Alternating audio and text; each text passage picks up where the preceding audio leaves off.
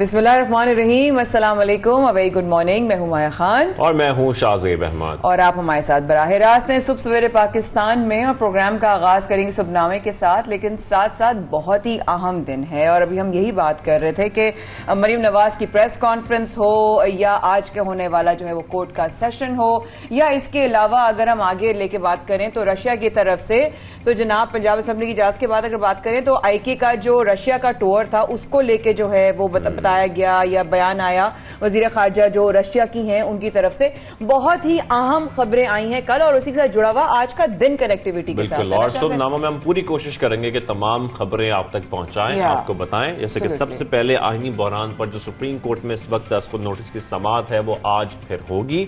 गुज़िश्ता रोज peoples party, नून league और supreme court bar के जो दलाइल थे वो मुकम्मल हो गए हैं, जबकि आज पाकिस्तान तहरीक इंसाफ के जो वकला हैं वो अपने दलाइल का आगाज करेंगे। जबकि हम ये भी देख रहे हैं कि चीफ जस्टिस ने ये रिमार्क्स दिए हैं कि आइन के जो रूल्स के जरिए गैर मौसर नहीं बनाया जा सकता आइन को, खास तौर पर। और साथ में उन्होंने ये भी कहा कि कोशिश है कि आज फैसला सुना दिया जाए, क्योंकि अदालत का फोकस सिर्फ डिप्टी स्पीकर की रूलिंग पर है, तो इस पर इस वक्त फोकस है। कोशिश किया जा रहा है कि आज फैसला सुना दिया जाएगा। तो आज की समाअत में देखते हैं कि जब दलाइल मुकम्मल हो जाएंगे पाकिस्तान तहरीक इंसाफ के वकला के, तो उसका फैसला सुनाया जाता है। लेकिन साथ साथ शहबाज शरीफ साहब का ये कहना है कि अपोजिशन ने गद्दारी की है तो सबूत कौम के सामने लाए जाएं। और वक्त मामला ये है इस वक्त कि आइन को तोड़ा गया है। हम उनका बयान जो आया उसमें यह था कि आगे उन्होंने कहा कि अगर आइन शिकनी का इलाज ना हुआ तो मुल्क बनाना रिपब्लिक बन जाएगा। बिल्कुल, ये शहबाज शरीफ साहब की जानिब से कहा गया है। साथ में अमेरिका पाकिस्तान के अंदरूनी मामलात में मुदाखलत कर रहा है, ये जो खबरें आ रही हैं। और तर्जुमान रूसी वजारत खारजा के मुताबिक अमेरिका ने इमरान खान का दौरा रूस मनसूख करने के लिए दबाव डाला। तो ये सब कुछ कहना है तर्जुमान रूसी वजारत खारजा का, जिनकी जानब से ये बयान जारी किया गया है। दूसरी जानब हम देख रहे हैं कि अमेरिका ने धमकी आमेज जो खत है उस पर इल्जामात एक बार फिर मुस्तरद कर दिए। और तर्जुमान अमेरिकी महकमा खारजा नेट प्राइस कहते हैं कि किसी एक सियासी जमात को सपोर्ट नहीं करते हैं। वो एक प्रेस कॉन्फ्रेंस कर रहे थे जिसमें सहाफी ने उनसे सवाल किया था, जिसके जवाब में उन्होंने ये कहा है कि हम किसी भी एक पॉलिटिकल पार्टी को सपोर्ट नहीं करते, हम लोग डेमोक्रेसी के लिए खड़े हैं। इवन आई सॉ दैट उनसे पूछा गया तो उन्होंने पहले कुछ और जवाब दिया, तो उन्होंने कहा नहीं, पर्टिकुलरली आपसे पूछा जा रहा है कि इस सिनेरियो के हवाले से आप, तो उन्होंने कहा कि नहीं, अलबत्ता हाँ कि उनका जो रशिया का जो है उसको हम देखेंगे कि प्राइम मिनिस्टर इमरान खान कैसे फिर हम उनके साथ आगे ताल्लुकात रखते हैं। पंजाब असम्बली का इजलास आज शाम, अच्छा वक्त का भी अभी पता चला था कल ये कि 7:30 बजे आज जो है पंजाब असम्बली का जो है वो सेशन होगा। सबसे बड़ी खबर आज वजीर आला पंजाब का इंतखाब आज किया जाएगा, जिसमें बड़ा कड़ा मुकाबला है, क्योंकि पिछले इजलास में देखा है और हमजा शहबाज साहब की जानिब से ये इल्जाम भी आयद किया गया है कि क्योंकि हमारे वोट पूरे हैं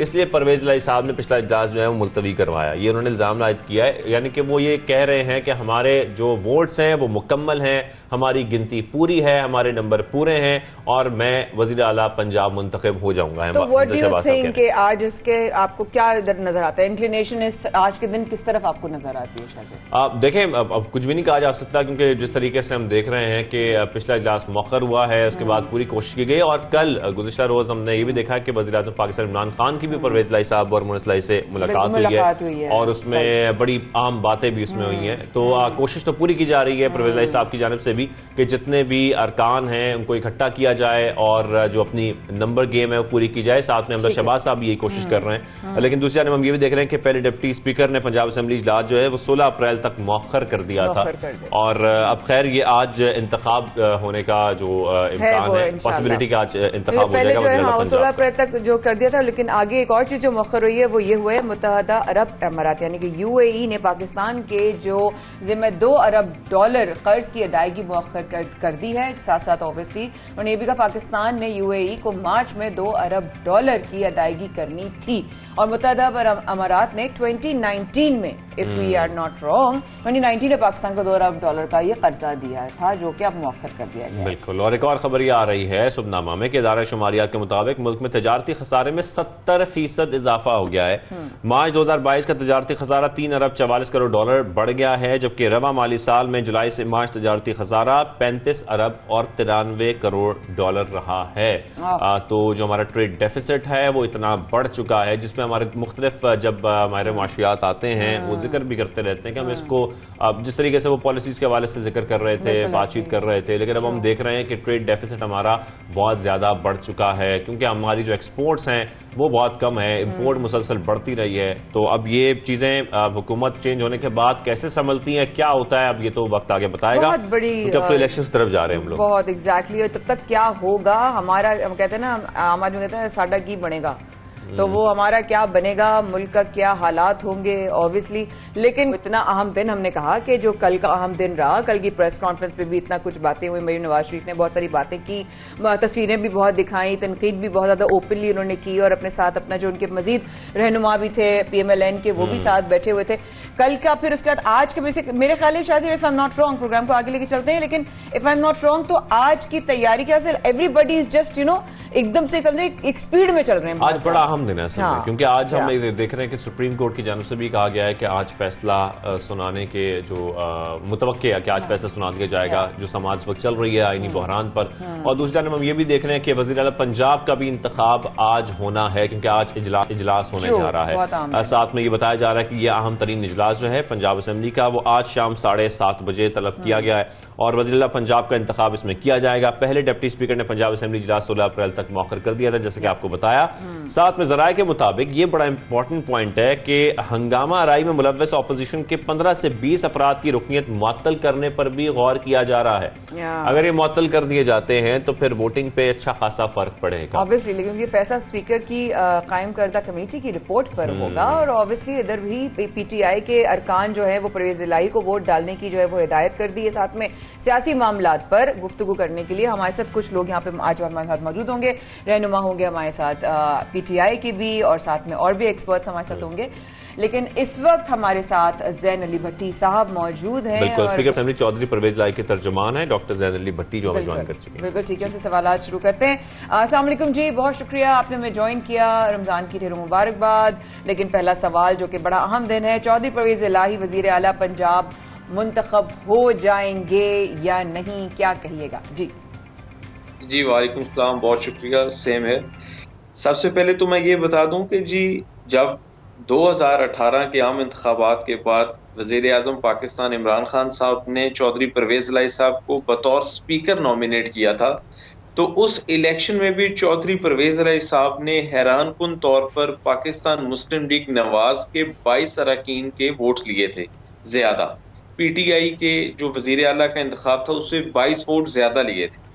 तो इस तरह आज भी इंशाअल्लाह ताला हमें बड़ी उम्मीद है, चूंकि चौधरी परवेज इलाही साहब एक मुदब्बिर सियासतदान है, एक सीनियर पॉलिटिशियन है और एक बड़े मंजे हुए सियासतदान है, और बहैसियत वज़ीर आला Punjab he is known as the ever best CM in the history of Punjab.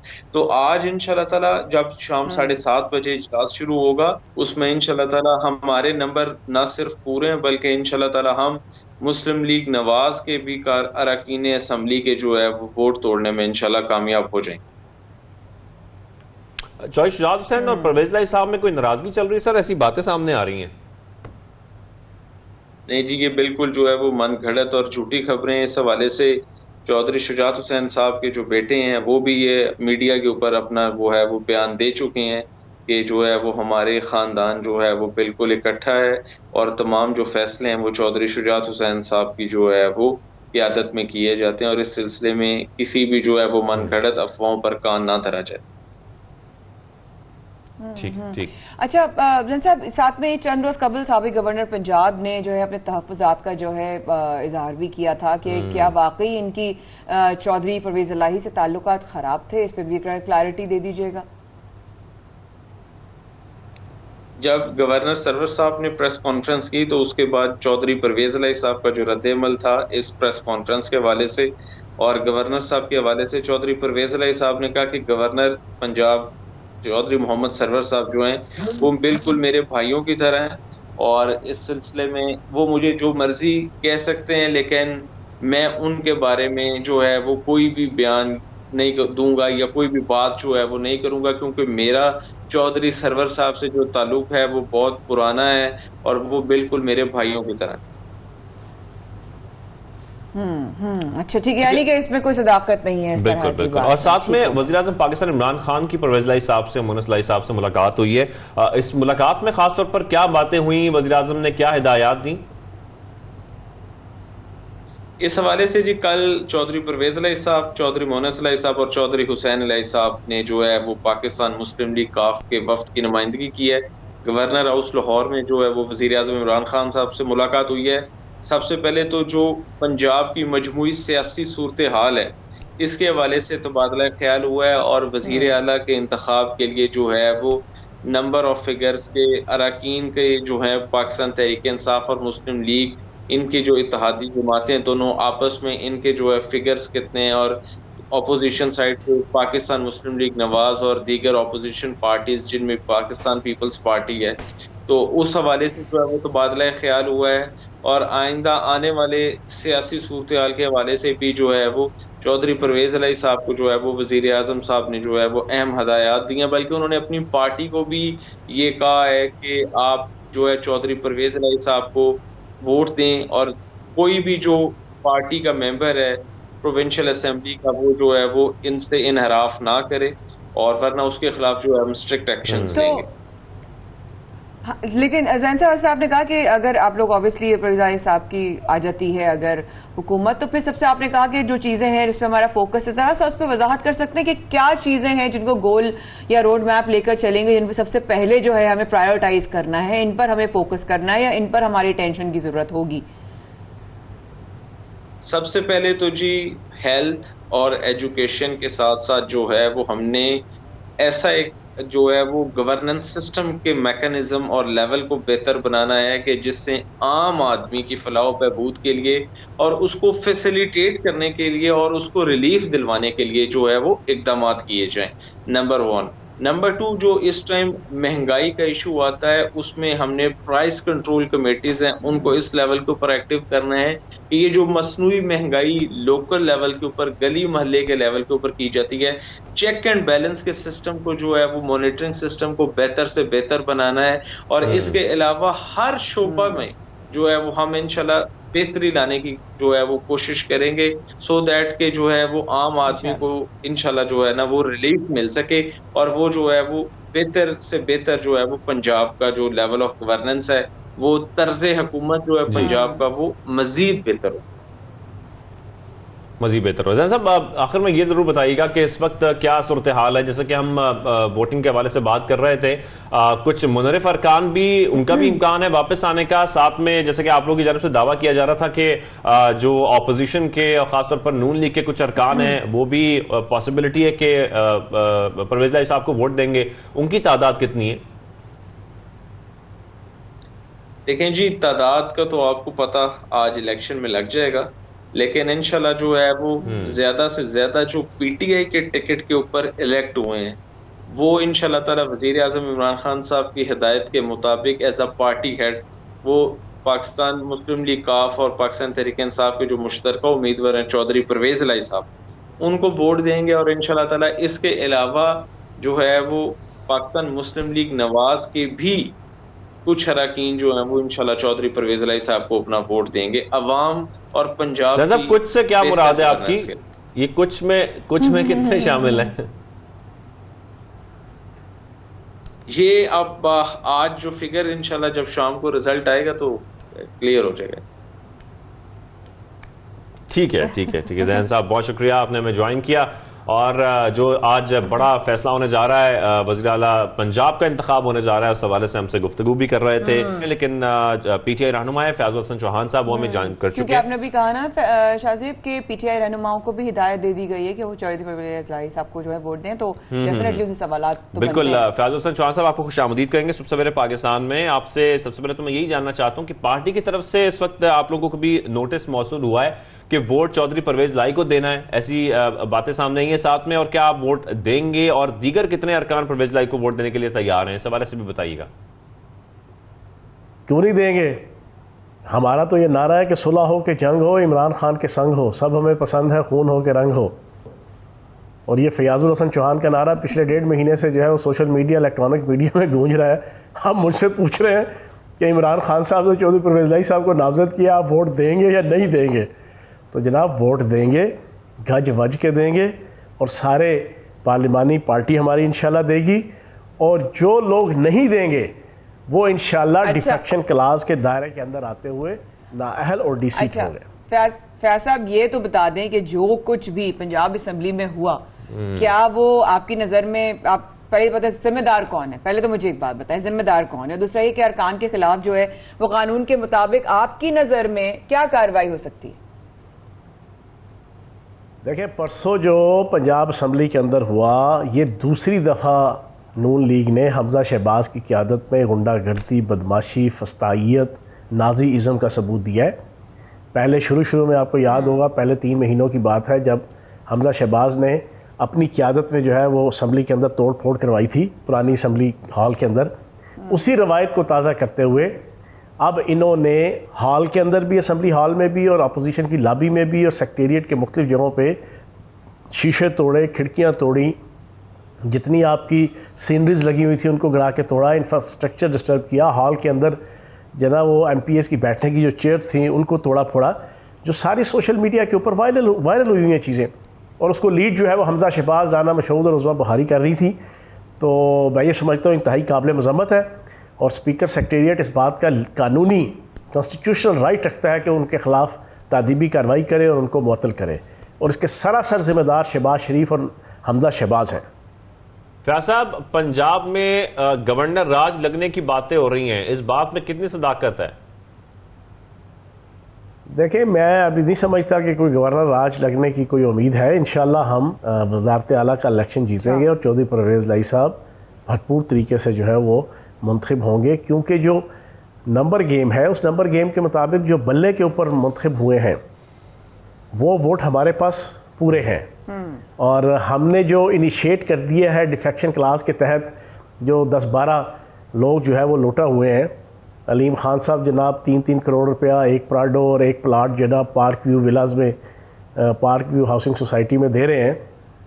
ये मैं समझता हूँ इंतहाई काबिल मज़म्मत है।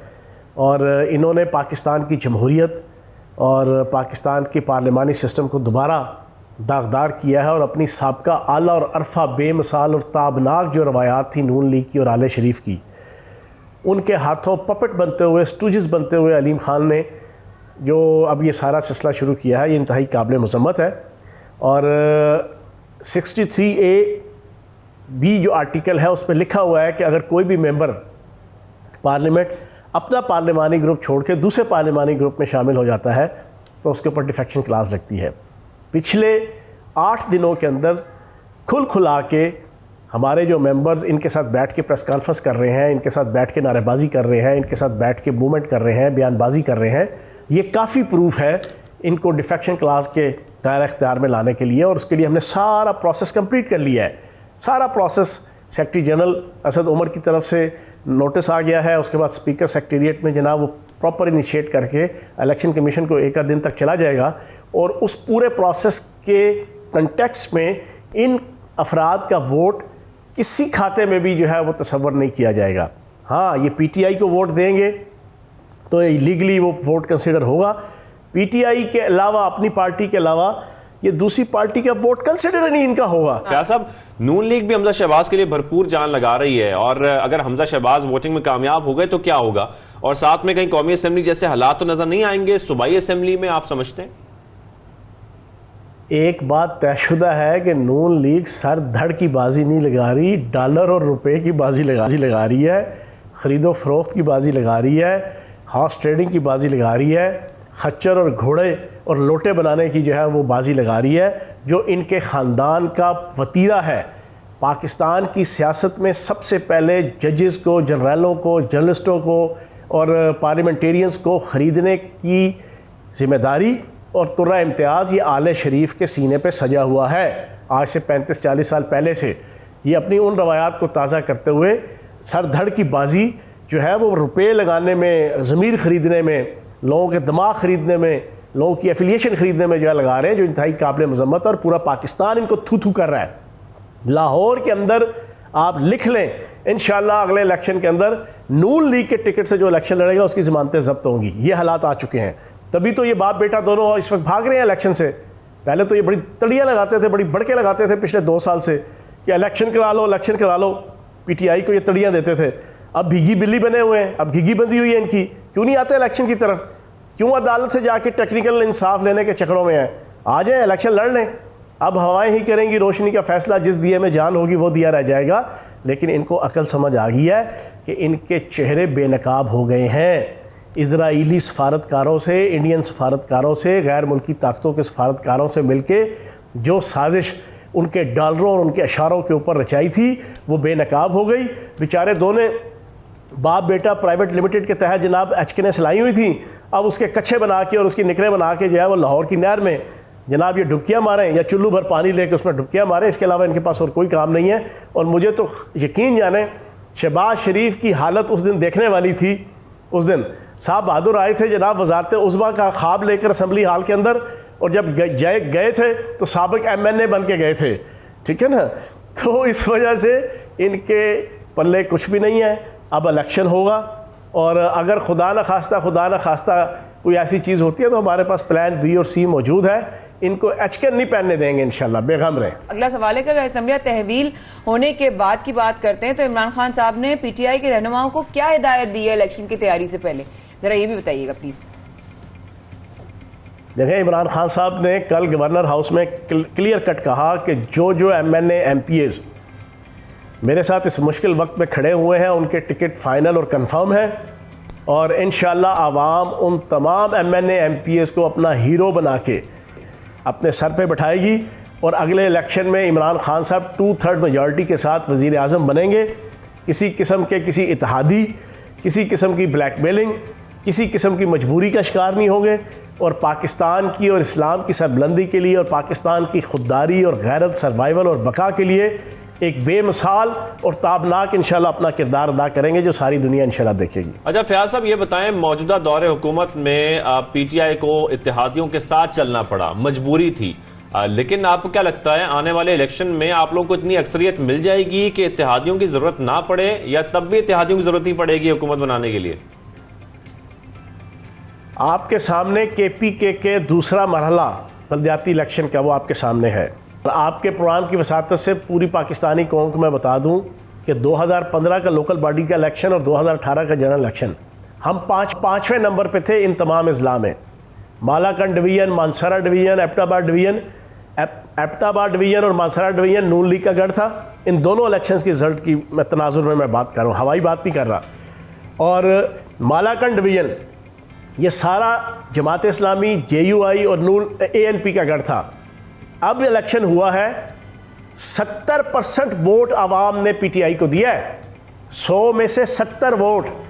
ये हवाई बातें या बढ़के नहीं है, या असर्शंस नहीं है, या बोस्टिंग या प्रेटिंग नहीं है, ये मैं रियलिटी बता रहा हूँ। इलेक्शन कमीशन के फैक्ट एंड फिगर्स, 100 में से 70 वोट PTI को, और 65 तहसीलों के इलेक्शन में से 35 सीटें जो है वो PTI जीती है। जहाँ पर आज से हम 4 साल पहले और 6 साल पहले 5वें नंबर पे थे। तो आप इधर से अंदाज़ा लगा लें कि इस वक्त पाकिस्तान के अंदर आवाम की क्या सूरत हाल है। आवाम को समझ आ गई है कि एक तरफ अमेरिका के ग़ुलाम, गैर मुल्की ताकतों के ग़ुलाम, एक तरफ वो लीडर है चेरी ब्लॉसम वाली सरकार और मकसूद चपरासी वाली सरकार जो कहते हैं कि हम भिखारी कौम है। एक तरफ वो लीडर है इमरान खान की सूरत में जो कहता है कि हम खुददार कौम है, हम गैरतमंद कौम है।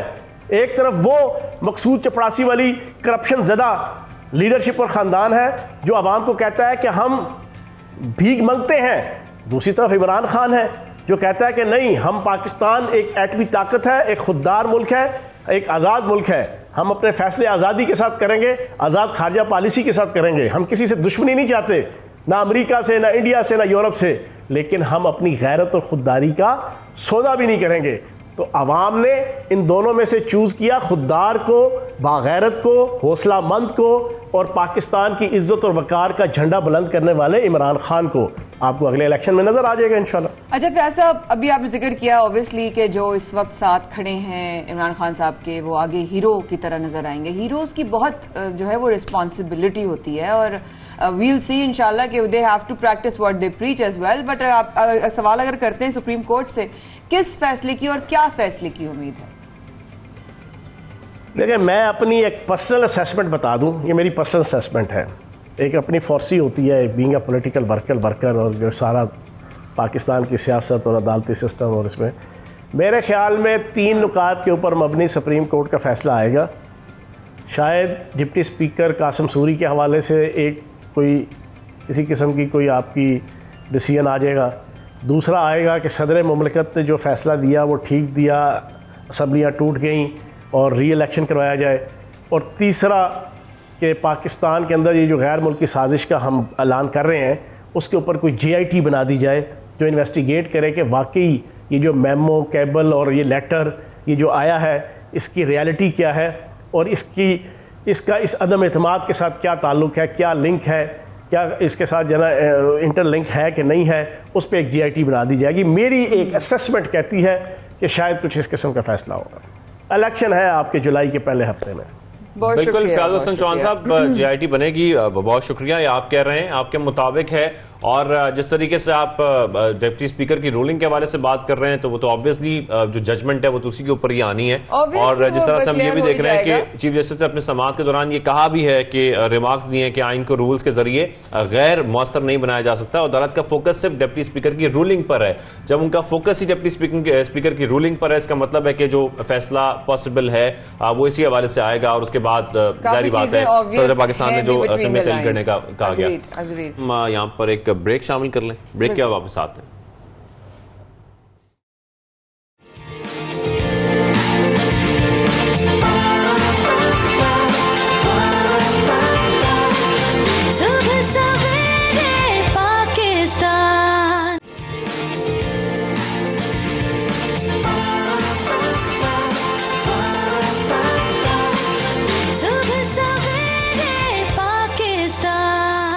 सबसे पाकिस्तान में हमारे साथ रहने का बहुत शुक्रिया शाहज़ेब। बट ऑनेस्टली दोनों तरफ की बातें अगर सुनी, उधर उनकी तरफ से जो उनके बिहाफ पे बात कर रहे थे, जैन साहब उनसे बात हुई, फयाज साहब से बात हुई।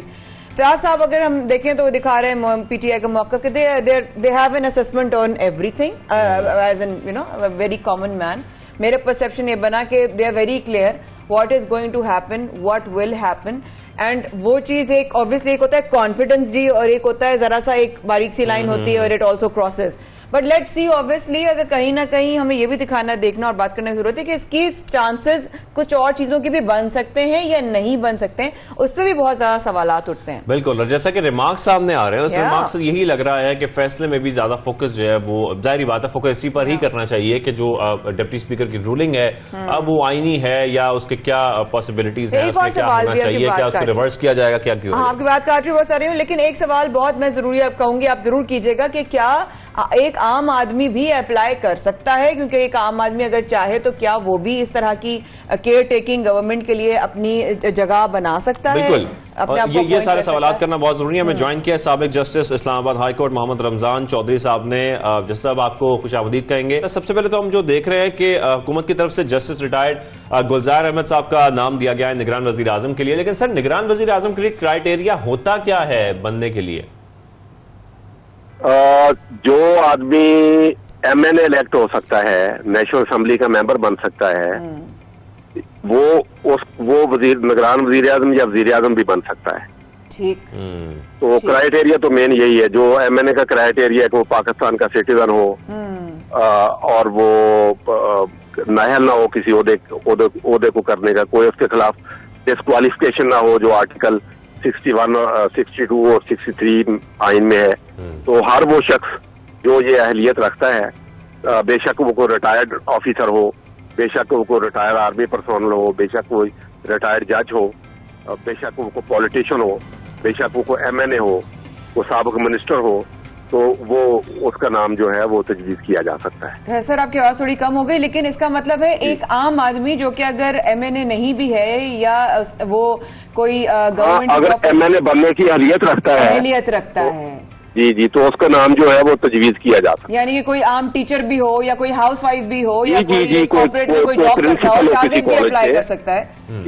किसी कॉलेज के प्रिंसिपल हो, आपके मीडिया चैनल के कोई सरबराह हो, कोई हो, अहलियत रखता है MNA बनने की, वो निगरान वजीर आजम उसको लगाया जा सकता है। अच्छा सर, ये बताइएगा अगर ऑपोजिशन नाम नहीं देती तो जो मामला होता है वो पार्लिमानी कमेटी के पास जाता है, वहां पर देखा जाता है, लेकिन इस वक्त असेंबलियां तहलील हो चुकी हैं, तो ऐसे में अब क्या बराह रास्त इलेक्शन कमीशन ही फैसला करेगी कि निगरान वजीर आजम कौन होगा? फिर नहीं, असेंबलियां तहलील हो भी जाए तो जो पार्लिमानी कमेटी इस मकसद के लिए कायम की होती है वो अपना काम जारी रखती है।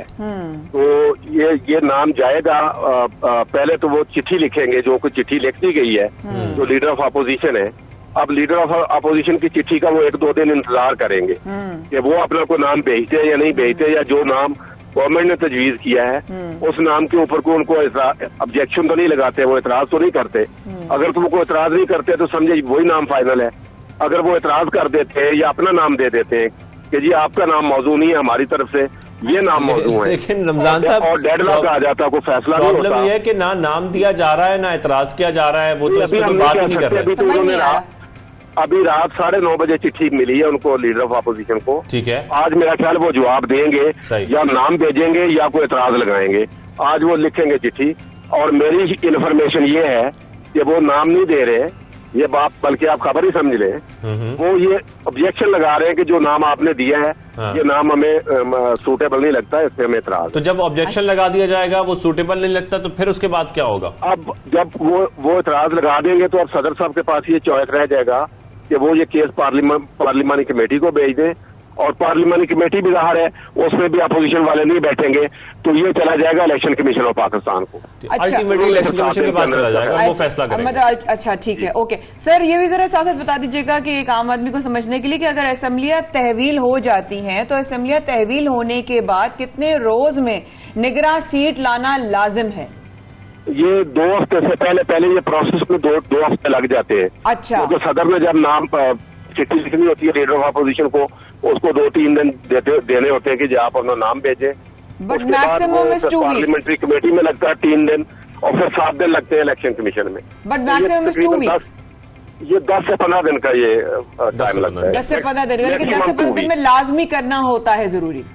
जी लाजमी करना होता है, या ये आईनी रिक्वायरमेंट है, कॉन्स्टिट्यूशनल ऑब्लिगेशन है, इसको फुलफिल करना होता है जी। अच्छा मोहम्मद रमजान साहब, जिस तरीके से हम देख रहे हैं डिप्टी स्पीकर की रूलिंग के हवाले से इस वक्त जो आईनी बहरान है उस पर सुप्रीम कोर्ट में समाअत जारी है, और आज बड़ी अहम समाअत है, पॉसिबिलिटी भी है कि आज फैसला सुनाया जाएगा। आपको क्या लगता है, आप अपने एक्सपीरियंस के हवाले से हमें शेयर कर सकते हैं, क्या पॉसिबिलिटीज हैं, क्या फैसला आ सकता है, किस किस्म का फैसला आ सकता है? क्या ये जो रूलिंग है ये रिवर्स की जाएगी? इस पे हम अपनी राय दे सकते हैं, बाकी फैसला तो जाहिर है अदालत में करना है। हम कोई उनका फैसला प्रिएम्प्ट नहीं कर सकते, ना कोई हम स्पेकुलेट कर सकते हैं कि अदालत ये फैसला देगी। लगता ये है कि चूंकि स्पीकर की जो रूलिंग है वो बिल्कुल आइन की सरीहन खिलाफ वर्जी है, तो गालिब इम्कान ये है कि अदालत इसको सेटिसाइड करेगी और असेंबली को रिस्टोर करेगी और वापस भेजेगी वो केस पार्लियामेंट को कि जो अदम एतमाद की मोशन पेंडिंग है उसके ऊपर वोटिंग करवाई जाए, वहीं से ही जहां से वो मामला टूटा था। यानी कि आपको ये लगता है कि रिवर्स होगा पूरा सिस्टम? इम्कान ये, बाकी फैसला इम्कान ये कि पूरा सिस्टम रिवर्स होगा और तरीके एतमाद में दोबारा वोटिंग होगी, दोबारा वोट होगी। लगता ये है, गालिब इम्कान ये है। अच्छा, अगर ऐसा, 2 सवाल आते हैं सर मेरे आपसे। एक तो ये कि अगर ऐसा हो जाता है, जैसे कि आपने कहा कि जिसका बज़ाहिर बहुत चांसेस लग रहे हैं, अगर ऐसा हो जाता है तो आपको क्या लगता है ऑपोजिशन अब इस सारे मामलात और चीजें और शवाहिद सब कुछ बहुत सारे सामने आने के बाद आपको क्या लगता है ऑपोजिशन ज्यादा स्ट्रांग होल्ड रखती है या हुकूमत? देखें, ये फैसला तो होना है, उसके ऊपर नंबर गेम है। ये अभी भी नंबर गेम है अभी, यानी कि उसी में डिपेंडेंसी है। नंबर गेम में तो इस वक्त अपोजिशन के नंबर ज्यादा हैं, इसमें तो अब कोई शक की बात नहीं है। अपोजिशन है, उनके साथ जो इनकी इत्तेहादी पार्टियां थी गवर्नमेंट की वो है, फिर इनके वो लोग हैं जो इनको छोड़ के चले गए।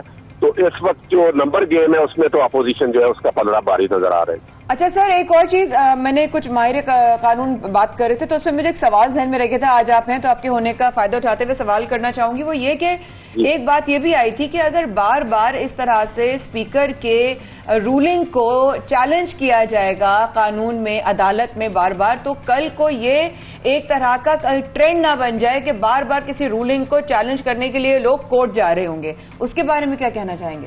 इसमें ऑलरेडी सुप्रीम कोर्ट के फैसले 2 हैं जिसमें रूलिंग चैलेंज की गई। एक फैसले में कहा गया कि नहीं, हम नहीं देख सकते, ये पार्लियामेंट के अंदर की प्रोसीडिंग्स हैं, अदालत इसमें मुदाखलत नहीं कर सकती। लेकिन एक दूसरे फैसले में ये कहा गया कि अगर कोई गैरानी काम हो जाए और आइन की तशरीह की बात आ जाए तो फिर अदालत उसको देख सकती है कि क्या जो काम हुआ है पार्लियामेंट के अंदर वो आइन के मुताबिक है या नहीं। यानी अदालत ये नहीं देख सकेगी कि अंदर जो प्रोसीडिंग्स हुई है, जो पार्लियामेंट का अपना अंदरूनी मामला है, अंदर का काम है, वो तो अदालत उसमें तो नहीं जाएगी। अदालत सिर्फ ये देखेगी कि जो आर्टिकल 95 है क्या उसकी कोई वायलेशन तो नहीं हुई, उसकी कोई खिलाफ वर्जी तो नहीं हुई, जो स्पीकर साहब ने रूलिंग दी है वो कोई आइन की किसी शेख के खिलाफ तो नहीं है। ये मामला अदालत देख सकती है, वो देख रही है और इसी पर ही फैसला आएगा। इसी पर ही फैसला आएगा। अब मैं थोड़ा सा यहाँ पर ये भी आपसे समझना चाह रहा हूँ, जिस तरीके से रूल्स ऑफ बिजनेस की बात की जाती है नेशनल असेंबली की, और उस पर ये कहा जाता है कि जी जो डिप्टी स्पीकर या स्पीकर रूलिंग देते हैं वो चैलेंज नहीं हो सकती, उसको चैलेंज नहीं किया जा सकता। लेकिन फिर बात ये आती है कि आइन से ऊपर तो कोई चीज नहीं है। अगर हम आइन का जिक्र करेंगे तो फिर आइन से आगे तो कोई चीज नहीं है ना। देखें, रूलिंग का मतलब होता है कि स्पीकर या डिप्टी स्पीकर वो एक फैसला देता है। जिस तरह की अदालत फैसला देती है, जज फैसला देते हैं।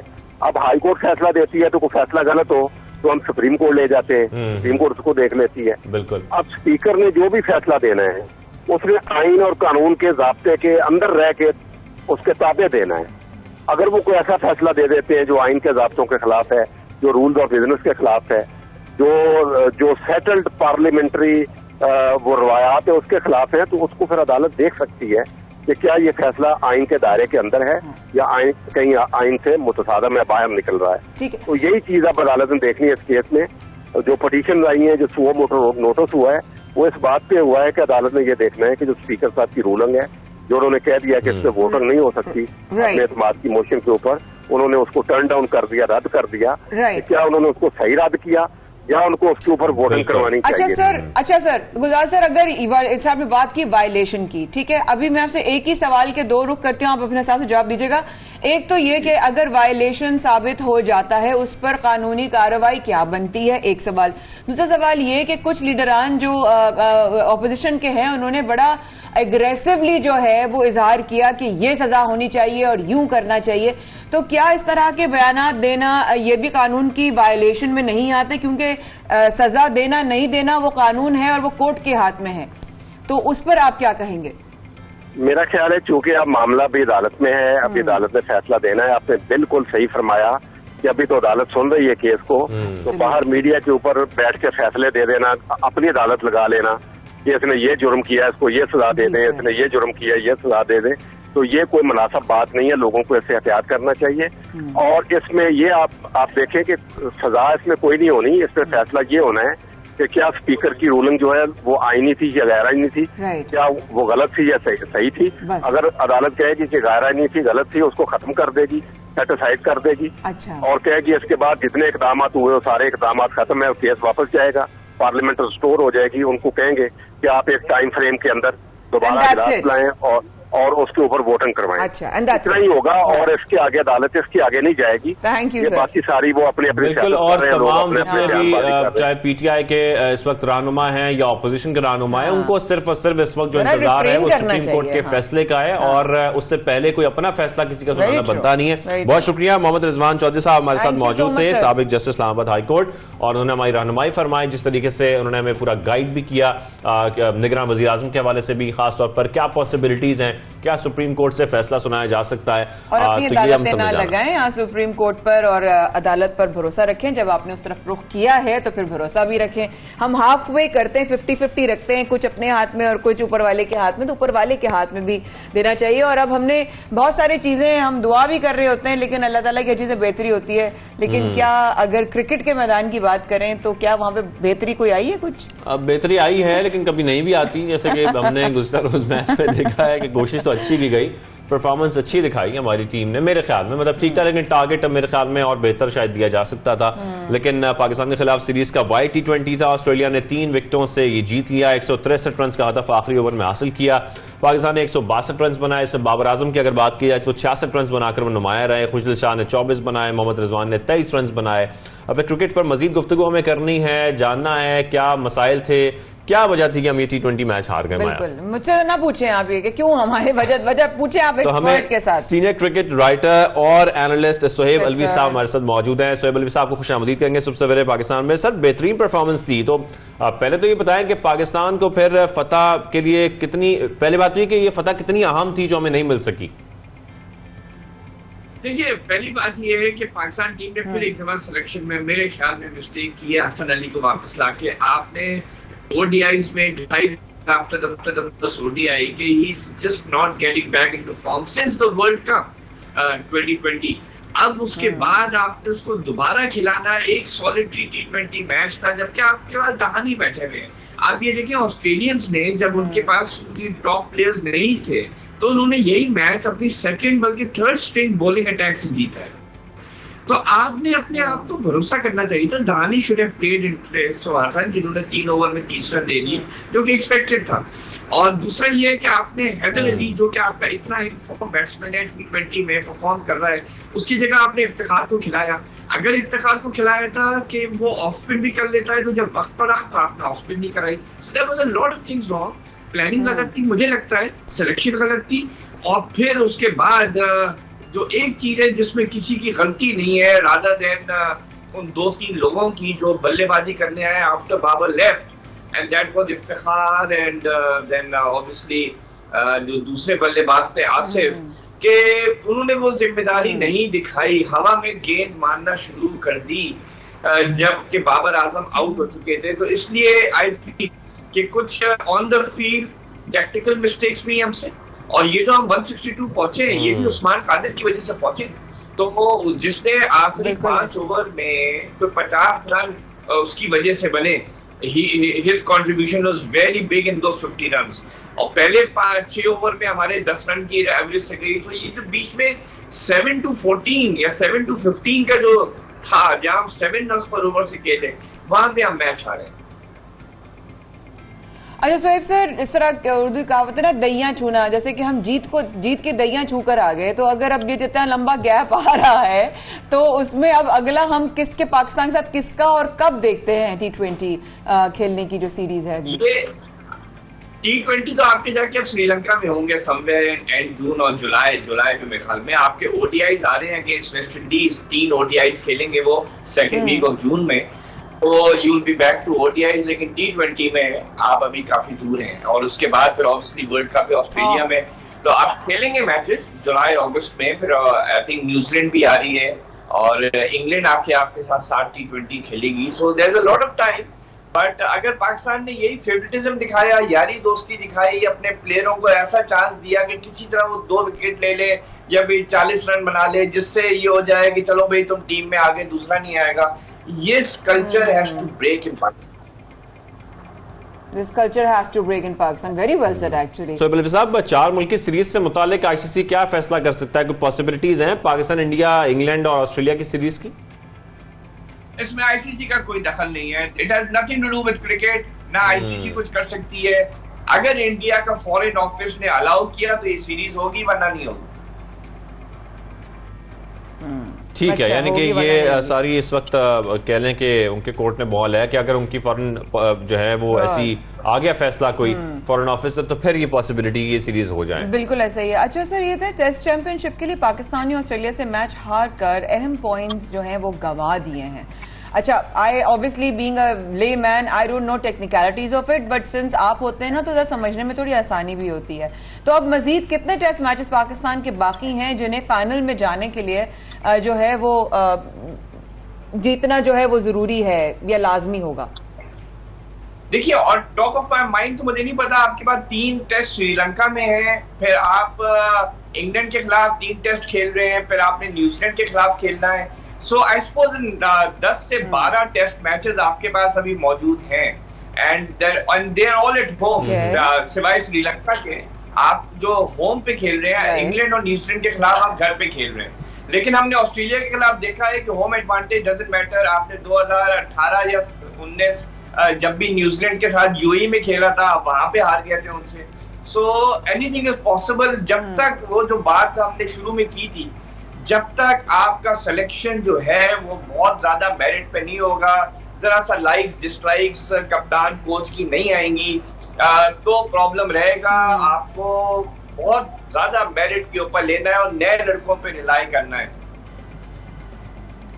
या अगर चाहते हैं कि आपका क्रिकेट जो है वो फले और फूले और आपके प्लेयर्स जो हैं वो सक्सेसफुल हो सही मानों में, जो मेरिट आप कहें, तो उस पर आपने कहा कि ये डायरेक्शन पे लेनी चाहिए। जी देखिए, फल फूल तो रहा है। Pakistan cricket is in a very good place right now. बहुत मेहनत की है पाकिस्तान क्रिकेट बोर्ड ने, कोच ने बहुत मेहनत की है, बैटिंग कोच, बॉलिंग कोच, कप्तान, सब मेहनत कर रहे हैं। लेकिन 1-2 जगह बिल्कुल चूक हो जाती है, जहां जरा सा आप फेवरेटिज्म की तरफ चले जाते हैं और वही चीज आपको मरवा जाती है। देखिए, ये 11 प्लेयर्स का गेम है, इसमें 1 या 2 प्लेयर को आपने अगर गलत प्लानिंग के साथ खिला दिया और किसी और वजह से खिला दिया अदर देन क्रिकेटिंग रीजंस, तो वो बाकी 9 की मेहनत जाया जाती है। बिल्कुल ऐसे ही। अच्छा, साथ में ये भी बताइएगा सोहेल साहब, वनडे की रैंकिंग कुछ बेहतर नहीं है, हमें पाकिस्तान को बराह रास्त वर्ल्ड कप में क्वालिफाई करने के लिए कितने मैचेस हैं वो जीतना लाजमी होंगे या अभी जीतने की जरूरत है? देखिए, वो तो डिपेंड करता है दूसरी टीमें कितनी हारे, बिकॉज आपको पोजीशन बनाना होता है। दूसरी टीम भी हार के अपने पॉइंट्स लूज करती है, कहीं आप अनएक्सपेक्टेडली जीत जाते हैं। इंपॉर्टेंट चीज ये है कि आप टॉप 8 में फिनिश करें। बल्कि पाकिस्तान के लिए तो मैं ये कहूंगा कि जब ये 2019 वर्ल्ड कप में एक डेसिमल पॉइंट की वजह से नहीं पहुंच सके सेमीफाइनल और श्रीलंका के खिलाफ मैच वॉश आउट हो गया था, और वैसे जो अभी आपने खेला है और ऑस्ट्रेलिया के खिलाफ भी जो आपने 2 मैचेस खेले हैं, you are in the top 5 और 6 इन टर्म्स ऑफ एबिलिटी। अभी आपकी रैंकिंग मेरा ख्याल है नंबर 9 पे या कहीं आ रही है, तो ये अच्छी बात नहीं है, ये अच्छे साइंस नहीं है। You have a better ability than that. और यहाँ पे आपको आई थिंक बायलैटरल सीरीज में you will have to increase your game, लेकिन अभी भी 15-20 मैचेस तो होंगे बिफोर द 2023 वर्ल्ड कप। अच्छा, सेफ सर, ये पूछना था मुझे आपसे कि आपने कहा कि सिवाय श्रीलंका वाले बाकी सब जो हैं वो इधर होम ग्राउंड में ही होने वाले हैं, if I am not mistaken, मैंने सही सुना था? जी बिल्कुल बिल्कुल, इंग्लैंड और न्यूजीलैंड के खिलाफ आप यहीं पे खेलेंगे, तो सर होम ग्राउंड यहीं पे खेलेंगे। लेकिन जिस तरह हालात चल रहे हैं, ऑब्वियसली इस वक्त श्रीलंका बहुत ज्यादा इस वक्त हर तरह के चैलेंज और बुरहान का सामना है, तो वहां पर इन हालात में हम क्या होते हुए देखते हैं? अगर ऐसा नहीं हुआ तो अल्टरनेटिव क्या हो सकता है आपके तजर्बे की नजर में? देखिए, एक तो पाकिस्तान ये कह सकता है, बिकॉज आप सही कह रही हैं, you very well pointed out कि इट्स ऑलमोस्ट बैंकरप्ट मुल्क हो गया, they have got no money and it's gone into a crisis. अल्लाह बेहतर करे उनके हालात, because they are very good friends of Pakistan. लेकिन एक चीज हो सकती है कि पाकिस्तान उनको ऑफर कर दे कि हम अपने होम ग्राउंड पे खेल लेते हैं, या वो न्यूट्रल वेन्यू के ऊपर श्रीलंका या यूएई जाके खेल ले, लेकिन वहां पे भी उनको खर्चा उनको उठाना पड़ेगा। तो मेरे ख्याल में पाकिस्तान क्रिकेट बोर्ड के ऑफर कि या आप पाकिस्तान में होम सीरीज कर लेते हैं, हम सारे खर्चे उठा लेते हैं, आप बस आके खेल लें।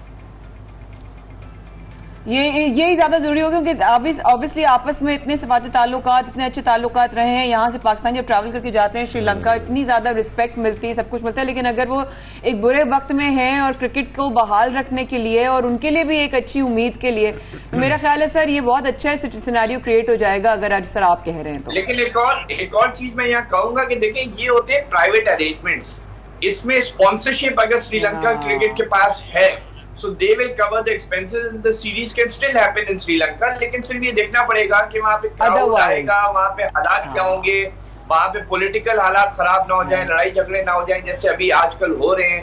तो इस वजह से that is the only reason कि ये सीरीज पाकिस्तान में खेली जा सकती है। Thank you sir, thank you sir, thank you so much. और सर हमारे साथ मौजूद थे। क्रिकेट के हवाले से भी पॉलिटिकल सिनेरियो, उन्होंने पॉलिटिक्स की बात की ना, देखने से मेरे बल्ब जला के पॉलिटिकल सिनेरियो तो और भी बहुत ज्यादा खराब है, तो वो क्रिकेट पे कैसे असर करेगा। बट प्लीज हमारे साथ रहिएगा। आपका रोजा कैसा जा रहा है? हमारा रोजा तो जा रहा है, आपके साथ बराह रास्त जा रहा है, तो आप हमारे साथ बराह रास्त रहिएगा। सप्ताह के बाद हाजिर होते हैं।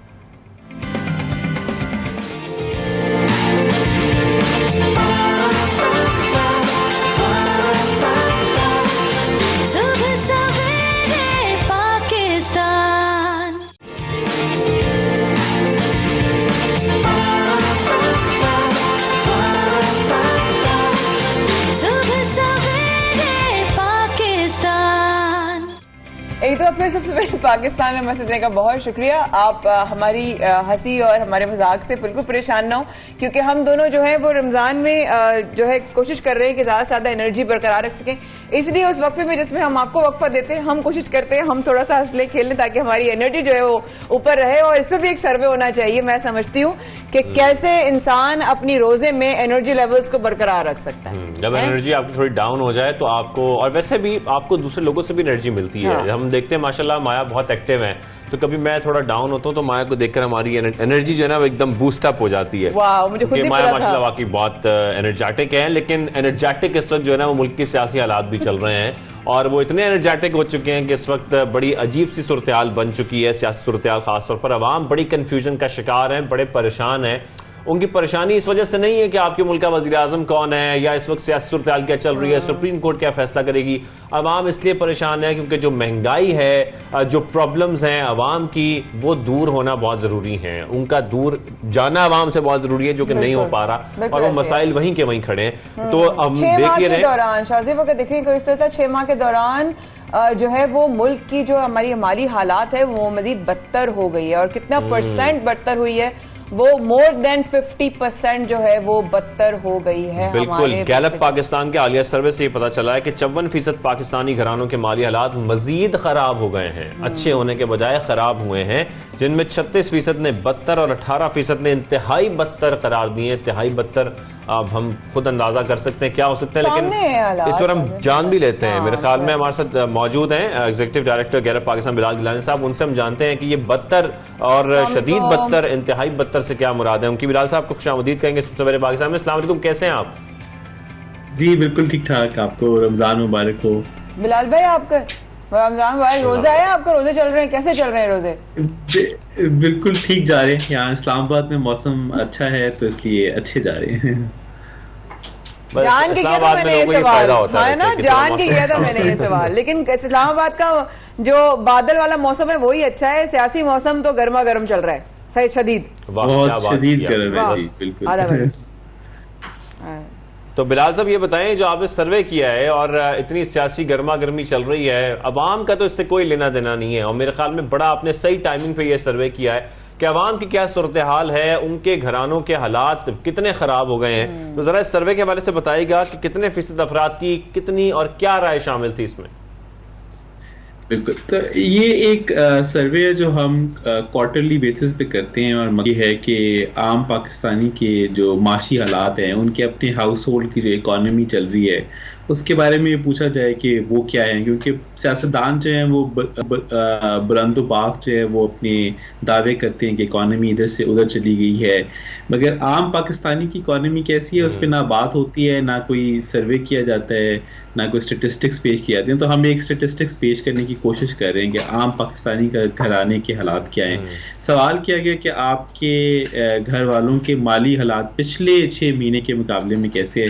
तो आपने जैसे बताया कि काफ़ी कंसर्निंग सी सिचुएशन इमर्ज करती है कि ऑलमोस्ट 54% कह रहे हैं कि पहले से बहुत ख़राब हैं, एक 1/4 हैं तकरीबन 24% जो कहते हैं कि अच्छे हैं, पहले से बेहतर हैं, और कुछ 20% हैं जो कहते हैं कि पहले की तरह ही है। तो इसमें से अगर आप देखें तो ऑलमोस्ट यानी 2/3 जो है वो कह रहे हैं कि या पहले जैसे ही हैं या पहले से बहुत भी ज़्यादा ख़राब हो चुके हैं।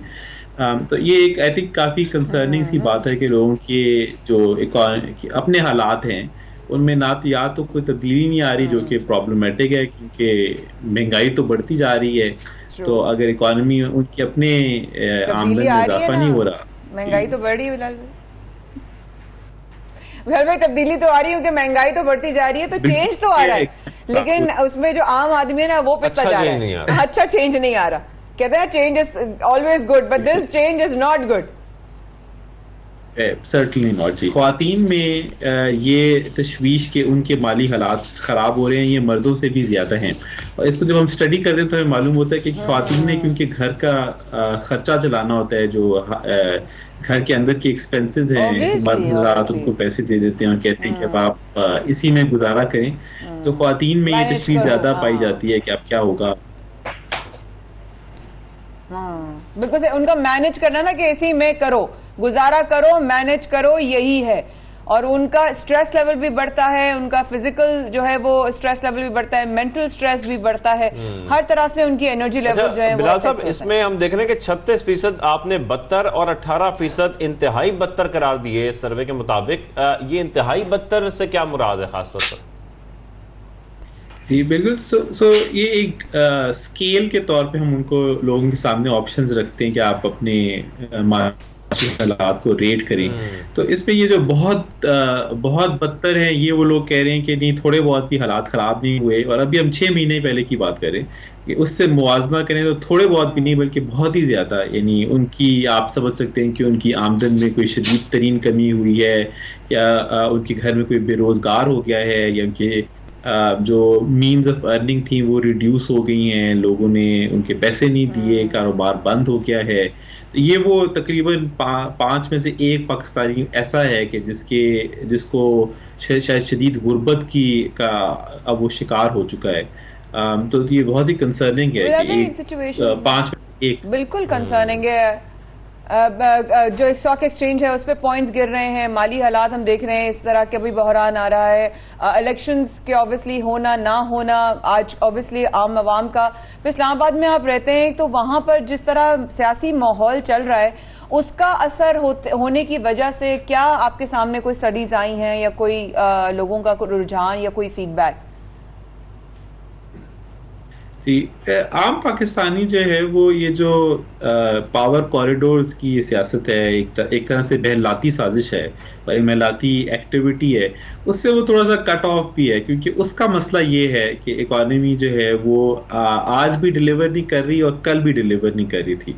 तो उनका मुतालबा हमेशा ये होता है कि आप महंगाई में कमी करें, बेरोजगारी को कम करें, रोजगार के मौके प्रोवाइड करें। तो एक तरफ तो यानी ताकतवर हुक्मरानों की अपनी एक हुकूमत की लड़ाई चल रही है और दूसरी तरफ जो है आम पाकिस्तानी जो है वो मजबूर भी है, मुश्किल में भी है, मगर उम्मीद भी लगा के बैठा है कि एक दफा ये चीजें स्टेबल हो जाएं तो कोई नया आने वाला जो है वो कोई एक नई राह दिखाए। तो होपफुल हमेशा रहते हैं पाकिस्तानी, लेकिन लोग सारे उम्मीद लगा के बैठे रहते हैं बिलाल भाई, और उनकी उम्मीद जो है ना वो टूट जाती है, क्योंकि जब हुकूमत आती है तो कुछ अवाम के लिए इतना कुछ हो नहीं पाता। लेकिन खासतौर पर मैं इस सर्वे के बारे में आपसे ये जरूर जानना चाहूंगा कि जो शामिल लोग थे इस सर्वे में, उनका किन तबकात से ताल्लुक था? जी, तकरीबन ये सर्वे जो है वो 3000 अफराद पर मबनी था और इसमें पाकिस्तान के तमाम डिस्ट्रिक्ट जितने भी हैं, चाही से लेके कश्मीर तक हमने इसमें शामिल किए, और तमाम नुक्ते फ़िक्र के लोग भी थे, तमाम मुख्तलिफ इनकम बैकग्राउंड्स के लोग भी थे, गरीब लोग भी थे और कुछ भी थे, पाकिस्तान में थोड़े लोग हैं अमीर हैं। तो एक नुमाइंदा सैंपल पिक करने की कोशिश की है कि जो एक आम पाकिस्तानी के हालात हैं वो ही इस सैंपल की थे। अच्छा बिलाल भाई, जरा सा इसमें भी रहनुमाई फरमाइएगा। लोग ऑब्वियसली अक्सर पूछते हैं ये सवाल कि आप बुलाते हैं बिलाल भाई से, आपको जो गैलप जो है सर्वेज आपसे शेयर करते हैं, तो अक्सर लोग पूछते हैं कि इस सर्वे को किया कैसे जाता है? डोर टू डोर होता है, पर्सन टू पर्सन होता है, ग्रुप्स टू ग्रुप्स होता है, किस तरीके से उनसे कांटेक्ट किया जाता है, किस तरह से ये सर्वेज आते हैं? बिकॉज पीपल ऑलवेज वांट, आपको पता है आवाम को हमेशा क्लैरिटी चाहिए होती है हर किसी में। कहते हैं इतने फीसद पाकिस्तानी ये सोचते हैं, तो वो भी ये सोचते हैं कि पॉसिबल कैसे हो सकता है ये, इसलिए पूछने के लिए कि प्रोसेस क्या है। बिल्कुल। ये जो सर्वे की एक साइंस है, ये तकरीबन आज से कोई 100 साल पहले इजाद की गई और इसको स्टेटिस्टिकल और प्रोबेबिलिटी सर्वे कहते हैं।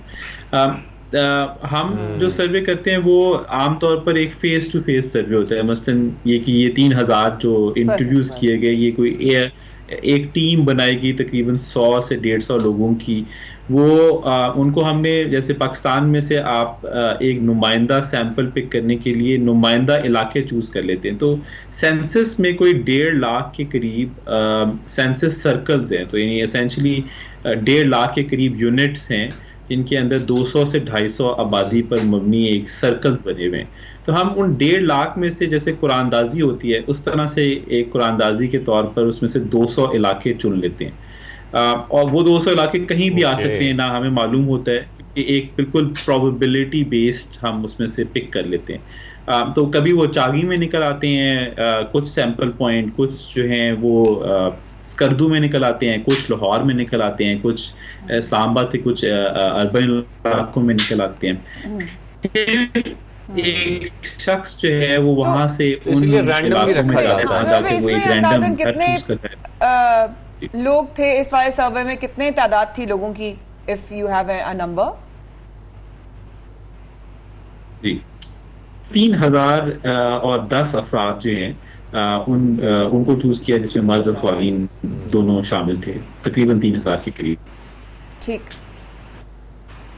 है बिलाल साहब, बहुत शुक्रिया। और जिस तरीके से आप बता रहे हैं कि मुल्क की हालात इस सर्वे के मुताबिक कुछ अच्छे नजर नहीं आ रहे, खासतौर पर जो घरेलू मामलात हैं लोगों के वो काफी खराब हो गए। और बिलाल भाई हम कहेंगे अब जरा रमजान की महंगाई के हवाले से भी करें, लोग किस तरह मैनेज कर रहे हैं, ऐसा कोई सर्वे हो जो रमजान से रिलेटेड हो या पॉलिटिकल साइंस हो, जिस तरह हमने आज आपने किया हमसे शेयर, जरूर दीजिएगा टाइम दोबारा। Thank you so much. Director Gallup survey Pakistan हमारे साथ मौजूद थे बिलाल गानी साहब। इस वक्त के बाद रहेगा हमारे साथ, कुछ और अहम बातें अभी बाकी हैं।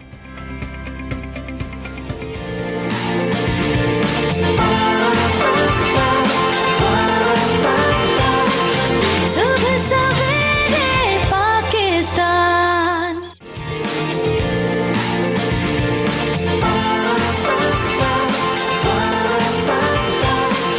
सुबह सवेरे पाकिस्तान।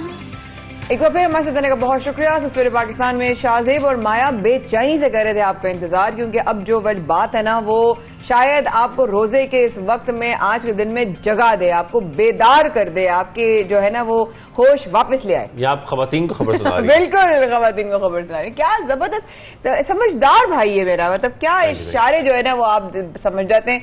लेकिन लाहौर की ट्रैफिक पुलिस ने शहर में खवातीन के लिए अलहदा व्हीकल लाइसेंसिंग सेंटर कायम कर दिया है। अब ख्वारी लाइन में टाइम धूप में जा सकते हैं, वो सब कुछ खत्म। लेकिन और कैसे? जहां पर रोजाना की बुनियाद पर ड्राइविंग टेस्ट भी हो रहे हैं, लाइसेंस इश्यू भी किए जा रहे हैं, और इसको कायम करने का जो मकसद है, जो हमें समझ आया वो ये है, क्योंकि खवातीन को बड़ी झिझक होती है वहां पर जाना। जाहिर बात है एक लाइसेंसिंग सेंटर में रश होता है, बहुत ज्यादा मर्द हजरात भी ज़ाहिर वहां पर होते हैं, और फिर रश भी बहुत ज्यादा होता है, तो वहां पर मैनेज करना बड़ा मुश्किल होता है। तो इसलिए खासतौर पर ये खवातीन के लिए लाइसेंस सेंटर कायम किया गया है, जहां पर बगैर किसी झिझक के लाइसेंस बनवाने की सहूलत फराम की जा रही है इस वक्त, और खवातीन को बाएतमाद खुद मुख्तार बनाने का एक किरदार अदा कर रहा है ये खासतौर पर। ट्रेनिंग दे रहा है, अगर आप देख रहे हैं फुटेज में हमारे साथ स्क्रीन पर आ रहा है, तो वो माहौल क्रिएट किया गया है जिसमें खवातीन से शाहजेब ने कहा इंतहाई काउंटेबल है, और खवातीन को काउंटेबिलिटी का जो है इस तरह आहिस्ता आहिस्ता खवातीन के लिए अलग अलग शोबों में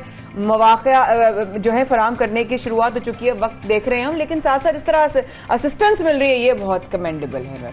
तो इसी मामले पर बात करने के लिए हमें ज्वाइन किया है लाहौर स्टूडियो से इंस्पेक्टर फहमीदा ज़ीशान साहिबा ने। इंस्पेक्टर साहिबा को खुशामदीद करेंगे सवेरे पाकिस्तान में। कैसी हैं आप? थैंक यू सो मच, मैं बिल्कुल ठीक अल्हम्दुलिल्लाह। अच्छा, सबसे पहले तो मैं आपसे यही जानना चाहता हूँ, खवातीन के लिए अलहदा लाइसेंसिंग सेंटर कायम किया गया है, अब तक यहाँ पर कितने लाइसेंस इशू किए जा चुके हैं अंदाजन, और रोजाना की बुनियाद पर कितनी खवातीन आ रही हैं और कितना पसंद कर रही हैं एक अलहदा सेंटर कायम करने को? सर डेली बेस पे तकरीबन मोर देन 20 to 25 लाइसेंस जो हैं वो बन रहे हैं, और यहाँ पर जितनी भी ख़वातीन आती हैं वो अपने आप को बहुत कंफर्टेबल फील करती हैं, इजी फील करती हैं, और जब वो अपना लाइसेंस बनवा लेती हैं तो जाते हुए ढेर सारी दुआओं के साथ, हमें प्यार के साथ वहाँ से जाती हैं और ये कहती हैं कि हम आपके सीटीओ साहब की बहुत शुक्रगुजार हैं जिन्होंने ख़वातीन के लिए पूरे पाकिस्तान में first time on 8 March women day पे एक गिफ्ट दिया लाहौर की तमाम ख़वातीन को, कि उनके लिए एक सेपरेट उन्होंने प्लेटफॉर्म बनाया जहाँ पर विदाउट एनी हेजिटेशन वो आके कंफर्टेबल जोन में अपना लाइसेंस हासिल कर सकती है। अरे वाह वाह, जबरदस्त। तो आप सबसे पहले तो मैं ये कहना चाहूंगी फहमीदा जी, आप जबरदस्त लग रही हैं अपनी यूनिफॉर्म में, और आपको देखकर बहुत अच्छा लग रहा है, और ऑन स्क्रीन पे हम दोनों के अलावा भी जब कोई आता है ना तो हम बहुत खुश हो जाते हैं, कहते हैं अच्छा। और जब ऐसा कोई जबरदस्त वर्दी में खातून आए ना तो बहुत ही फख्र महसूस होता है। तो साथ साथ ये भी बताइएगा कि आपके जो अभी सेंटर है उसमें तमाम जो स्टाफ है, क्या वो भी सारा फीमेल ओरिएंटेड है या उसमें मेल्स भी हैं ट्रेनिंग में और ऑफिस में फॉर असिस्टेंस? नहीं मैं क्लियर करूंगी कि चूँकि ये विमेन का एक सेपरेट सेटअप है, तो यहाँ का तमाम स्टाफ, हमारा जो फ्रंट डेस्क है जहाँ पे रिसेप्शन से लेके टेस्ट तक तमाम की तमाम जो है फीमेल स्टाफ है। उसका मकसद ये है कि जो ख़वातीन दूसरे सेंटर्स में जाने में हेजिटेशन फील करती हैं कि मेल के साथ, इसके बावजूद कि हम हमेशा अगर वो कहीं दूसरे सेंटर में भी जाती हैं तो हमेशा हम लेडीज़ को प्रेफर करते हैं, पहले फीमेल्स को अकोमोडेट किया जाता है। लेकिन उसके बावजूद जो ये सेंटर है यहाँ पर तमाम स्टाफ फीमेल होने के लिए जो है उनका बेनिफिट ये है कि मैम वो अपने आप को बिल्कुल इजी फील करती हैं। अगर उनको किसी डॉक्यूमेंट्स की समझ नहीं आती, टेस्ट में कोई मुश्किल होती है, तो वो बड़ी आसानी के साथ हमसे कंसल्ट करती हैं और हम उनको गाइड करते हैं और अल्हम्दुलिल्लाह कि वो अपना लाइसेंस लेके वहाँ से जाती हैं। अच्छा फहमीदा जी, कितने सेंटर्स इस तरह के हैं या अभी तक एक ही सेंटर का क़याम हुआ है, और इसमें स्टाफ, नंबर ऑफ स्टाफ कितना है? फिर अगला सवाल जो शागिद करेंगे ये बता दीजिएगा। मैम वैसे तो हमारे जो है 5 टेस्टिंग सेंटर है, लेकिन फ़ीमेल के लिए जो सेपरेट टेस्टिंग सेंटर है वो ये फर्स्ट है। इंशाल्लाह ताला इसमें नेक्स्ट जो with the passage of time इसमें इसको इंक्रीज़ किया जाएगा। और यहाँ का स्टाफ 7 का है, जो रिसेप्शन से लेके साइन टेस्ट, फिर उनका रोड टेस्ट, और उनके इंचार्ज हैं इंस्पेक्टर समीना अंजुम, जो कि सारों को जो है वहाँ पे असिस्ट करती हैं, और जितने भी लोग आते हैं उनको वहाँ पर मैंने इसलिए पूछा ये सवाल फहमीदा जी कि 7 लोग अगर एक ऑफिस, एक सेंटर में हैं, 7 खवातीन मतलब 7 जॉब्स, 7 जॉब्स मतलब 7 घराने, 7 घराने मतलब जॉब्स की अपॉर्चुनिटीज खुलना। ये एक बहुत ही एक ब्राइट, मतलब मुझे वो नजर आ रहा है कि अगर और सेंटर्स इंशाल्लाह जल्दी जल्दी खुल गए तो मजीद खवातीन को जॉब्स की अपॉर्चुनिटीज मिलेंगी।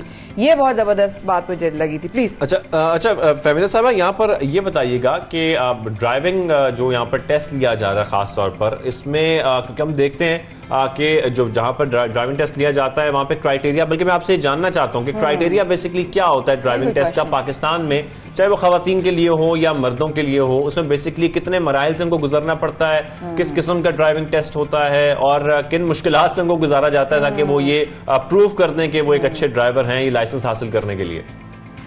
सर इसके लिए मैं क्लियर करूंगी कि जब उनकी फ़ाइल कंप्लीट हो जाती है तो उसके बाद सबसे पहले उनका साइन टेस्ट होता है। उसमें जो रोड साइंस होते हैं जो डेली बेस पे वो देखते हैं, और जो एक अच्छा ड्राइवर है और इन साइन बोर्ड्स को फॉलो करता है वो इजीली इसमें से पास आउट हो जाता है। और ये टोटली कंप्यूटराइज्ड टेस्ट होता है।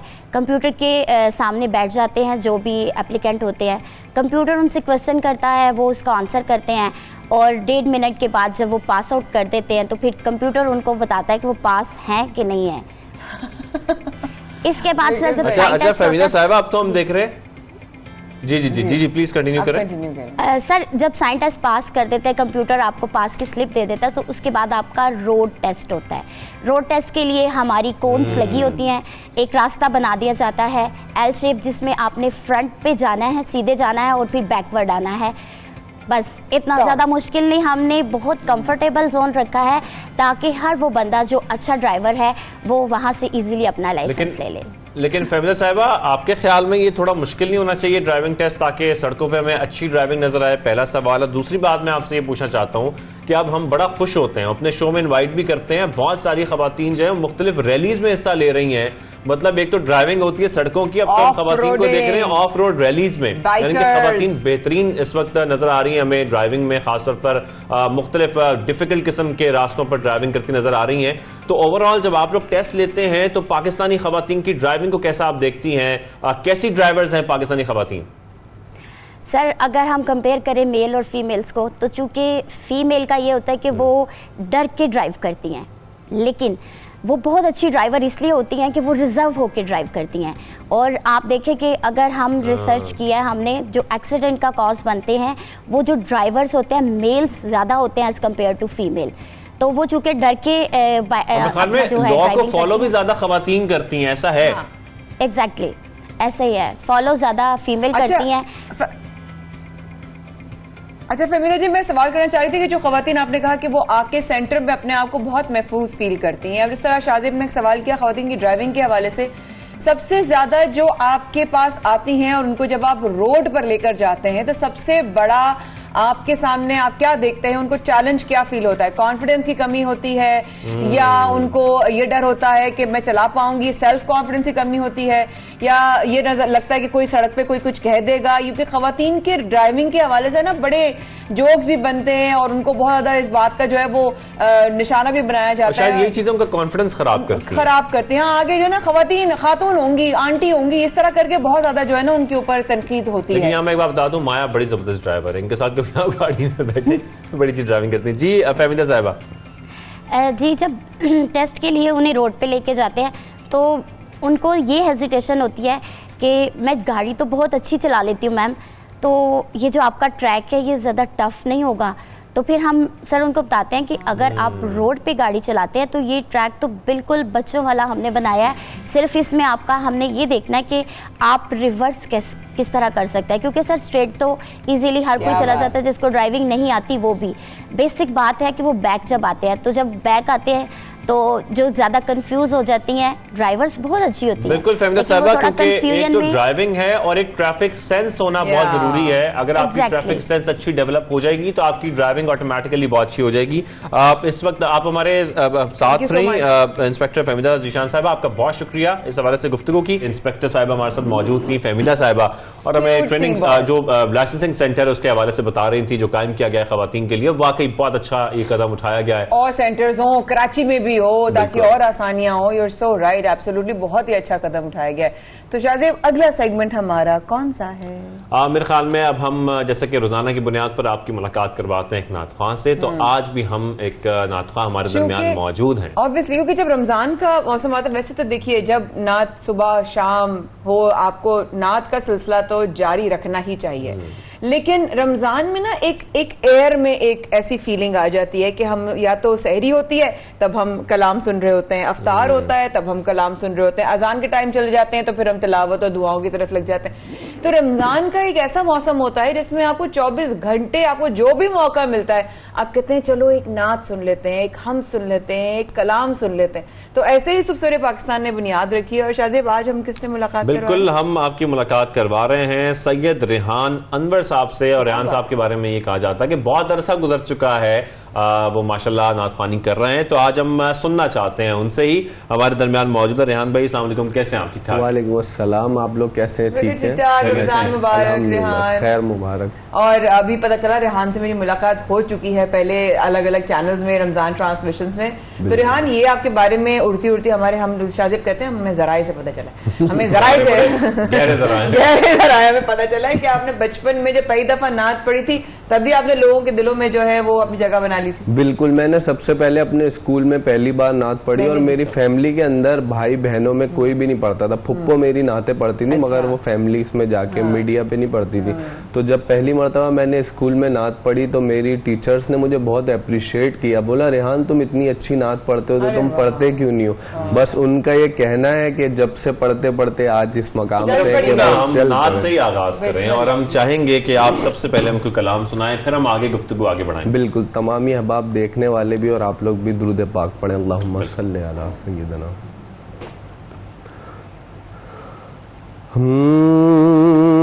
हम मदीने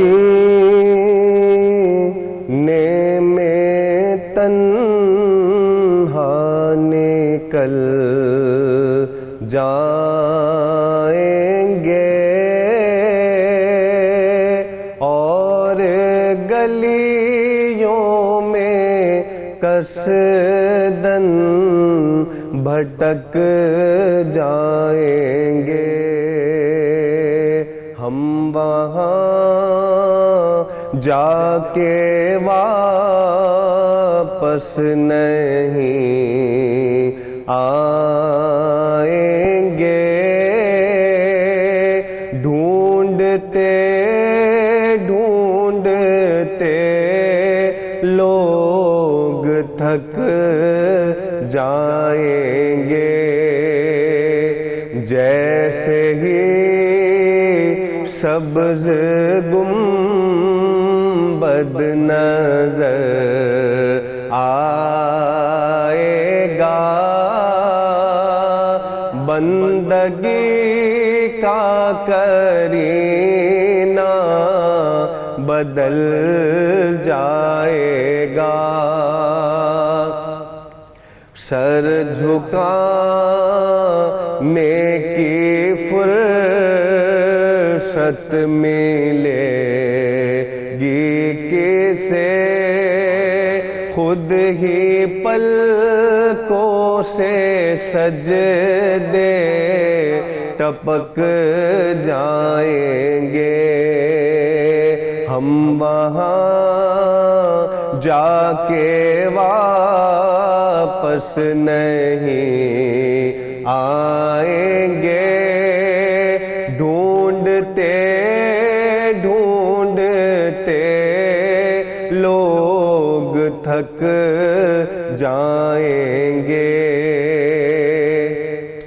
सुभान अल्लाह, सुभान अल्लाह। ये सुनते ही कारी वही जफर कासिम साहब थे, उनका हमेशा में वो याद आ जाती ना, शुरू में हम शुरू से सुनते आ रहे हैं। एक शेर मुझे इसलिए याद है क्योंकि मैंने अपने स्कूल में पहली जो नात कंपटीशन में मैं जब गई थी तो मैंने ये नात पढ़ी थी और मैंने मुझे याद है कि क्योंकि पढ़ते पढ़ते ना तो मैं जैसे ये आता है ना शेर के खुद ही पलकों से सजदे टपक जाएंगे, तो वो मैं रो पढ़ती थी और उसी की वजह से मैं हमेशा सेकंड आती थी ना। मुझे जब भी मैं नात पढ़ती थी मुझे रोना जाता था, तो वो कहते थे कि रो पढ़ती है इसलिए इसको सेकंड कप मिल जाता है, फर्स्ट कभी नहीं मिला मुझे। तो मैं कल शाजिब को भी ये बात बता ये नात वैसे तो खैर कोई भी नात हम सुनते हैं तो एक हमें सब नातें बहुत खूबसूरत लगती हैं, लेकिन इस नात में एक हमारा एक वो पुरानी यादें भी जुड़ी हैं ना साथ साथ, कब से हम सुनते आ रहे हैं और उसी एक आवाज में सुनते आ रहे हैं। आपने माशाल्लाह बहुत खूबसूरत पढ़ी, बहुत प्यारे से पढ़ी, इतने आपके जो अंदाज में मुझे बहुत अच्छी लगी। आपने ज्यादा जगहें लगाने की कोशिश नहीं की, आपने बहुत अपने अंदाज में, बहुत अपनी आवाज में मधम रखकर आपने अपनी जो है वो अकीदत के फूल जो हैं वो सरकार की बारगाह में आपने पेश किए। तो क्यों ना हम ऐसी ही आवाज में एक और कलाम, बिल्कुल हम चाहेंगे जितना हमारे पास वक्त है उसमें हम कोई और कलाम भी सुने रेहान भाई से, और रेहान भाई की मौजूदगी का फायदा उठाएंगे। रेहान भाई और क्या आज आप हमें सुना रहे हैं रमजान के मुनासिबत? मैं आपको एक और ऐसा ही कलाम सुनाऊंगा जो आप लोग बचपन से ही सुन रहे हैं और आप जो माहौल बना है वो इंशाल्लाह जारी रहेगा। Please please. असुबह बदा मिन तौलतिही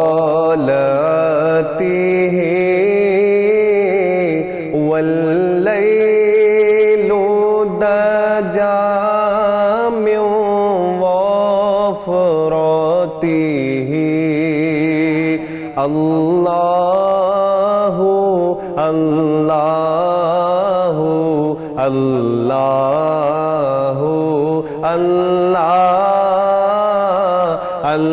अल्लाहु अल्लाहु अल्लाहु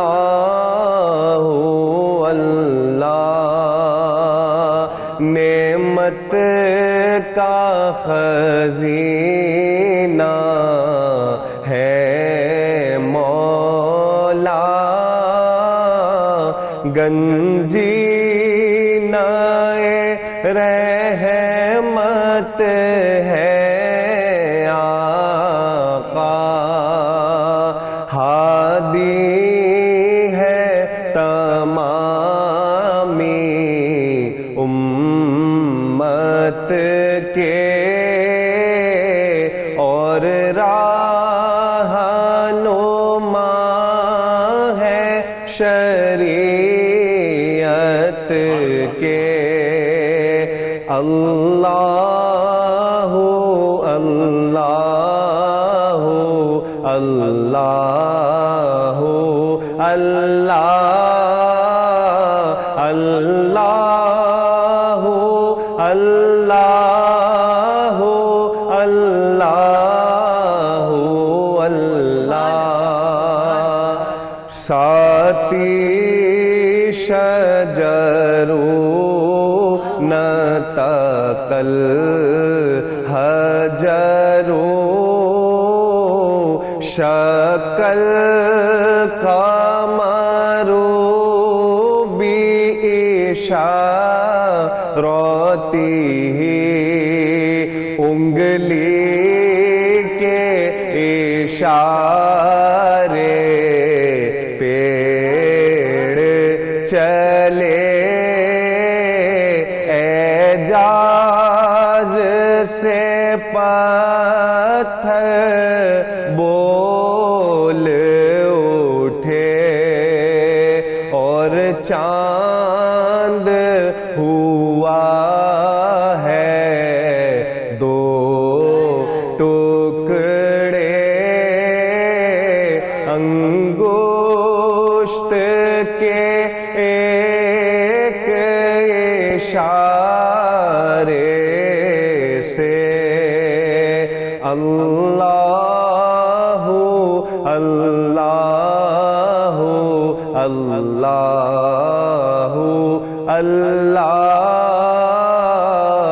अल्लाह अल्लाह